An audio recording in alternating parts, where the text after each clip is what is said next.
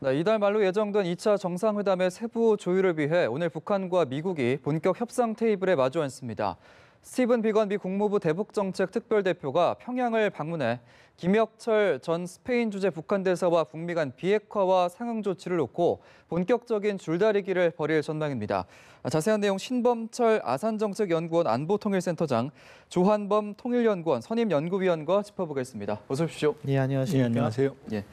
일단 조금 전에 저희가 전해드렸는데 베트남에서 정상회담이 오는 27일에서 28일에 열릴 계획이다. 이렇게 폴리티코를 인용해서 보도가 됐습니다. 어떻게 보셨습니까? 신뢰할 만한 매체에서 나온 이야기이기 때문에 가능성이 높고 특히 트럼프 대통령이 우리 시간으로 한 2시간 후에 어떻게 보면은 스테이트 유니언에서 북한하고 정상회담을 발표할 가능성이 있는 상황에서 나왔다는 것은 조율이 사전에 됐을 가능성이 있다. 그런 측면에서는 상당히 믿을 만한 정보가 아닐까 생각합니다. 예. 국정연설 때 발표를 하거나 아니면 그 전에 발표가 될 것이다 이렇게 전망을 했었는데 그 전에 나왔군요. 아마 이제 우리 신 박사님하고도 들어오기 전에 잠깐 얘기를 했는데 아마 이게 이제 우리도 그 대통령께서 연설을 하시면 언론에 미리 뿌리잖아요. 기사 때문에 아마 그 엠바고 형태로 아마 원고를 폴리티코가 입수한 게 아닌가 싶고요. 여러 가지 정황상 장소며 시기가 거의 일치한다고 보여집니다. 그렇기 때문에 물론 이제 조금 있으면 확인이 되겠지만 사실일 개연성이 매우 높고요. 그럼 결국 스티브 비건의 평양행 그리고 27, 28 이게 맞다면 그다음에 장소와 일정이 확정이 됐다고 그러면 2차 북미 정상회담의 불확실성이 상당 부분 해소가 되는 긍정적인 신호라고 볼 수 있습니다. 예, 알겠습니다. 이렇게 되면 이제 실무 협상이 굉장히 중요한 시점인데 비건 대표가 오늘 평양을 방문해서 직접 실무 협상을 진행을 하는데 이렇게 비건 대표가 직접 평양을 방문하게 되는 것에 좀 저희가 긍정적으로 해석을 해도 되겠습니까? 예, 두 가지 측면이 다 있다고 생각해요. 비건 대표가 한국에 올 때만 해도 어디에서 회담을 하는지 정확하게 몰랐다는 것은 북한이 역시 최종적인 순간에 장소와 시간을 이렇게 알려주는 그런 협상 패턴을 반복하고 있다. 그런 점에서 미국이 여전히 약간 끌려가는 모습이 아닐까 하는 부분은 조금 우려가 되는 부분인데요. 반면에 긍정적인 부분은 평양에 가서 북한과 보다 효율적인 협상을 할 수 있다. 과거 협상 패턴을 보면은 북한이 중요한 의제를 갖다가 던졌을 때 평양의 뜻을 확인해야 된다 하면서 시간을 지연하고 했는데 이제 평양에서 회담을 하게 되니까 그러한 불필요한 시간이 줄어들게 되는 거죠. 그러면서 현안에 대해서 집중적으로 논의할 수 있는 좋은 기회가 되고 그런 측면에서는 긍정적인 부분이 있다고 생각합니다. 예, 당초 판문점을 갔다가 평양에 갈 것으로 예상을 했지만 평양으로 바로 다이렉트로 가게 됐는데 위원님은 어떻게 보셨습니까? 지금 이제 이번 비건 대표의 특징을 보면 지난해의 경우에 6.12 정상회담 직전에 있었던 회동은 최선희하고 성김 필리핀 대사 미국 라인이었거든요. 그렇게 본다고 그러면은 미국 성김 대사는 한국 문제 정통하긴 하지만 그러나 북한 문제의 협상의 라인으로 보기 좀 어려워요. 그러니까 대북정책 특별대표가 임명되지 않은 상태에서 일종의 이제 그 대리 인물이었다고 볼 수 있거든요. 그러면 이번에는 미국에서는 스티브 비건이라고 하는 대북정책 특별대표가 정식으로 임명이 돼서 그 본격적인 협상에 임하는 라인이 구축이 된 상태고 북한 역시 이제 김혁철 전 스페인 대사라고 하는 이 인물에 대해서는 설이 많지만 나중에 기회가 되면 말씀드리겠습니다만은 현재 본다고 그러면 아마 통전부와 김정은 위원장의 신임을 받는 인물로 보여집니다. 그러니까 일각에서 보도가 되고 있는 전략통, 그다음에 북핵 협상의 전문가로 보여지기 때문에 본격적인 두 인물 간의 본격적인 협상 라인이 가동이 된다. 그러니까 지금 1차 정상회담을 하는 것만으로도 완전한 비핵화에 합의하는 것만 의미가 있었지만 지금 의제가 많아졌고 협상 의제가 많아졌고 그다음에 구체적인 성과에 도출이 필요한 상황이거든요. 그렇기 때문에 비건 대표의 평양행은 현재로서는 2차 정상회담의 어떤 전망을 좀 더 밝게 해주는 그런 면이라고 볼 수 있습니다. 이제 센터장님께서 말씀해 주신 것처럼 비건 대표가 직접 미국으로 가게 되면 아무래도 미국 입장에서는 불리할 수밖에 없는 입장인데 김정은 위원장 같은 경우에는 바로바로 소통이 되겠지만 미국은 아무래도 본국과의 소통이 쉽지 않기 때문에 이런 점을 보면 비건 대표의 어깨도 좀 상당히 무거울 것 같습니다. 그런 측면이 있는 거죠. 그래서 협상을 할 때 자기에게 유리한 협상을 하고 싶으면 홈에서 해라 이런 원칙도 있는데요. 예. 그럼에도 불구하고 비건 대표가 그 안을 수용하고 평양을 갔다는 것은 나름대로 자기가 조금 더 넓은 범위의 위임을 받고 있다 이렇게 볼 수 있는 거죠. 예. 이 북핵 협상과 관련해서는 거의 뭐 전적으로 비건 대표의 판단을 믿는 뭐 미국 국무부의 그러한 사전 결정이 있었을 것이고 예. 그 범위 내에서 비건 대표는 융통성을 가지고 협상을 할 수 있는 거라고 보면 될 것 같고요. 예. 아무래도 커뮤니케이션이 부족하기 때문에 모든 사항을 다 결정하기는 어려울 것이고 그런 측면은 이번 비건 대표의 그 실무 협상이 한 번으로 끝나지는 않을 것이다. 지난 2주 전에 김영철 부위원장이 워싱턴에 가서 큰 틀의 의제들을 합의를 했을 거로 보고요. 예. 그 틀에서 이제 그 빈 공간을 채워나가는 그런 노력을 하고 있을 거라고 보는데 아주 중요한 부분 같은 경우에는 한 번 더 다음 2차 실무회담이라든가 3차로 이어가면서 좁혀나가는 그러한 과정이 있을 거라고 예상합니다. 예. 어쨌든 비건 대표의 결정권은 조금 커질 수밖에 없는 상황이고요. 일단 비건 대표의 일정은 아직 정해지지가 않았는데 평양에서 좀 어떤 일정을 소화를 하게 될까요? 이제 물론 이제 김혁철 라인과 그러니까 스티브 비건 대표만 보였지만 예. 지금 의제가 많거든요. 예. 예를 들면 북한의 비핵화 조치도 많아졌고, 그다음에 미국도 상황 조치, 그러니까 종전선언, 연락사무소, 그다음에 대북 제재 완화 내지는 해제 시작, 그다음에 개성 금강산의 사업에 대한 김정은 위원장의 의지가 강하기 때문에 예. 이 의제까지 본다 그러면 많아졌어요. 그러니까 아마 제가 보기에 실무 협상단이 상당히 포괄적으로 꾸려졌을 가능성이 있고, 그러니까 정말로 아주 긴박한 협상 과정이 일단 예상이 되고요. 결국 관건은 평양까지 갔기 때문에 김정은 위원장의 면담 여부겠죠. 예. 면담 여부. 왜냐하면 이제 그것이 최종적인 그 확실성을 보장해주는 방안이기 때문에. 예.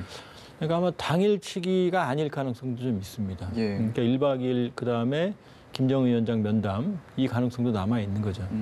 이 부분 어떻게 보십니까? 김정은 위원장이나 아니면 다른 고위급 인사를 만날 가능성은 어떻게 보세요? 뭐 의전상으로는 뭐 차관복급이나 국장급으로 저희가 봐야 되기 때문에 예. 그 카운터파트로서 뭐 김영철 부위원장을 다시 만나거나 김정은 위원장을 만날 이유는 없다고 생각해요. 또 예. 협상에 있어서는 사실은 그렇게 고위급이 만나주면은 실무 협상자의 협상력이 약화되는 측면도 있기 때문에 예. 뭐 그 가능성은 적다고 보는데 북한과 같은 경우에는 또 이 깜짝 의전에 능하잖아요. 예. 그러면은 김정은 위원장이 비건을 만나줌으로 해서 비건에게 보다 조금 북측에 신뢰를 보여주는 그런 모습을 보여주고 그러면은 협상을 진행하는데 훨씬 더 부드럽게 북한이 의도하는 바로 갈 수도 있다 이런 생각을 할 수 있기 때문에 예. 그 가능성은 열려 있다고 봅니다. 예, 일단 비건 대표가 미국으로 직접 간 만큼 깜짝 의전도 저희가 한번 기대를 해볼 수 있겠고요.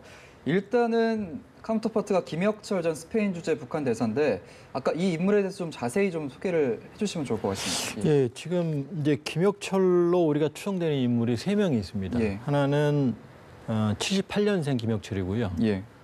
그다음에 하나는 53년생 김혁철, 그다음에 71년생 김혁철 3명이 있습니다. 예.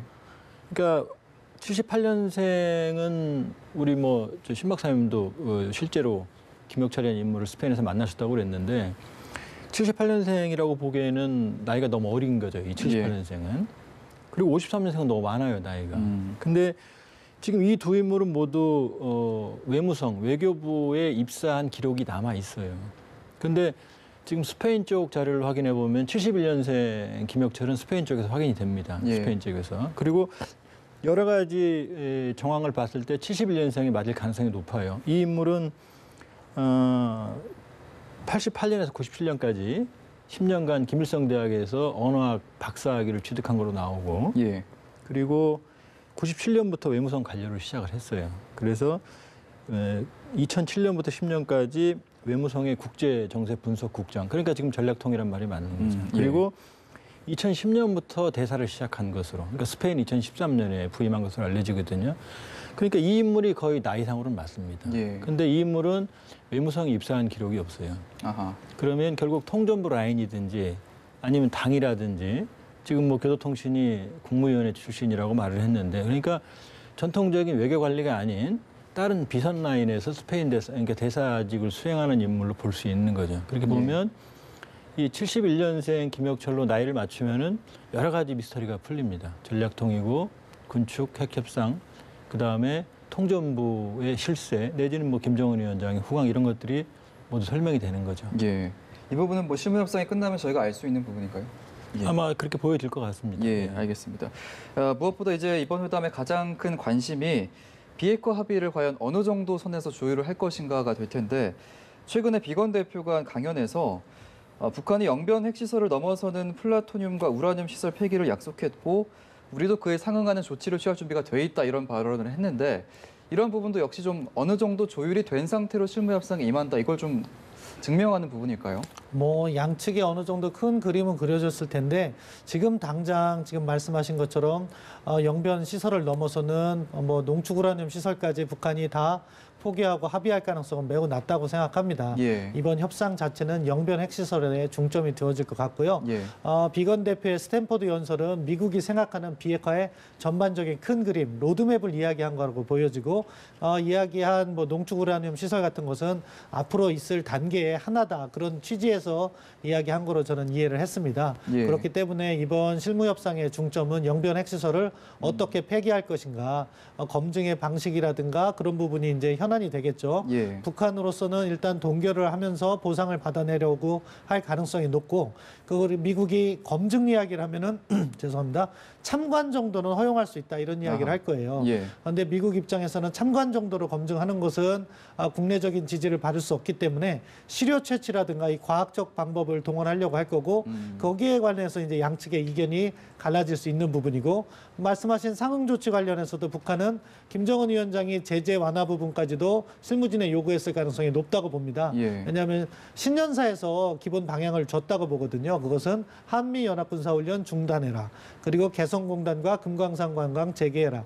이런 이야기를 했기 때문에 실무진에서는 최고 지도자의 그러한 명령을 이행하기 위해서 적어도 낮은 단계의 제재 완화 같은 걸 받아내려고 할 텐데 예. 그것을 요구할 경우에는 미국은 다시 역으로 영변 핵시설에 대한 철저한 신고 검증 이 부분이 서로 이제 팽팽하게 기싸움을 벌여질 영역이라고 보는데 아무튼 어떻게 앞으로 좁혀갈 것인가는 한두 차례 회담을 더 해봐야지 나올 거라고 생각합니다. 예, 일단 영변 핵시설 폐기 외에 이제 플러스 알파는 좀 기대하기가 현실적으로는 좀 어려운 상황이고 미국 측이 제시할 상응 조치에 대해서 좀 더 짚어보면 어느 정도까지 좀 가능할 것이다 이렇게 예상하십니까? 지금 이제 양쪽이 테이블에 올려놓은 의제들을 보면 예. 북한은 이미 풍계리 핵실험장 폭파했습니다. 뭐 진정성 여부는 둘째치고라도. 예. 그다음에 동창리 엔진 시험장 미사일 발사에도 해체에 착수했어요. 그다음에 9월 평양 정상회담에서 상응 조치를 전제로지만 영변 핵시설의 영구 폐기까지 얘기했습니다. 예. 그다음에 올 1월 달에 김정은 위원장 신년사에서 핵무기 시험, 생산, 사용, 확산 금지. 이게 이제 핵 보유국 논리처럼 보이지만 사실은 모라토리움입니다. 더 이상 안 한다는 거거든요. 예. 이걸 선언하면 이후에 모든 핵무기 관련 프로그램을 하면 이제 위협이 되는 거죠. 이걸 내놓은 겁니다. 그다음에 미국은 여기에 대해서 지금 얘기가 되고 일단 종전선언이죠. 예. 그다음에 인도적 지원에 대해서는 대북 지원을 허용한다. 그리고 여기에 수반되는 방북도 허용한다. 미국인에. 예. 그다음에 미국인이 가게 되면 영사 보호가 필요하니까 연락사무소가 필요합니다. 관계 개선이죠. 그다음에 이제 금강산 그다음에 개성공단 사업 이건 이제 북한이 김정은 위원장 신년사 우리한테 요구한 거죠. 그러니까 한국 정부의 단독 제재이기 때문에 대북 제재의 국제적인 미국과 유엔의 조치만 충돌이 안 한다 그러면은 트럼프 대통령이 이걸 허용일 수도 있거든요. 그러니까 이 정도가 지금 내놓은 카드입니다. 그런데 예. 문제는 지금 북한이 내놓은 비핵화 행동 가지고는 미국 내 회의론을 불식시키기 어렵고 아하.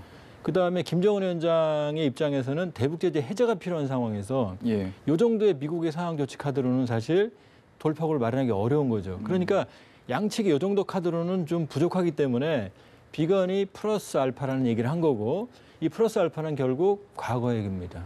그러니까 ICBM, 핵물질, 핵탄도 전부는 아니죠. 예. 그러나 이 부분의 일부라도 만일에 북한이 폐기를 약속하거나 아니면 실제 폐기 행동에 나서거나 국외로 반출한다 그러면은 트럼프 대통령은 대북 제재를 해제할 수 있는 명분을 얻고 미국 내 회의론을 불식시킬 수 있거든요. 예. 그러니까 지금 관건은 지금 테이블에 올린 이게 아니고 지금 플러스 알파를 어디까지 찾아내느냐. 아하. 그리고 신 박사님 말씀하신 것처럼 영변의 핵 폐기도 그것이 핵물질 생산 시설이 두 가지가 있거든요. 하나 원자를 이용한 P239 플루토늄을 추출하는.